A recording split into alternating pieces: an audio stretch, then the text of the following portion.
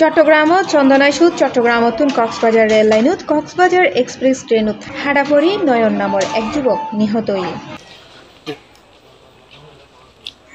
সেপ্টেম্বরের 29 তারিখ সোমবার সকাল 6টায় চন্দনাইশ উপজেলার কাঞ্চনাবাদ ইউনিয়ন 4 নম্বর ওয়ার্ডস্থ উত্তর মুরাদাবাদ 43 নম্বর ব্রিজ এলাকাত এই দুর্ঘটনা ঘটে। নিহত নয়ন ফটিয়া উপজেলার খর্না ইউনিয়ন 6 নম্বর ওয়ার্ডস্থ খলিল সওদাগর বাড়ির আবুল কাশেমর হওয়া।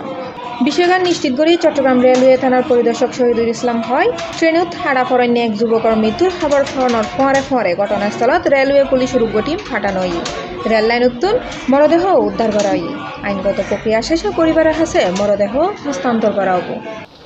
রেলে কাটাপড়ে একজন মৃত্যুবরণ করে উক্ত রেল মৃত্যুর বিষয়ে বর্তমানে আইনগত ব্যবস্থা প্রক্রিয়াধীন, এখনো আইনগত ব্যবস্থা চলতেছে আমাদের। C plus TV Chittagong.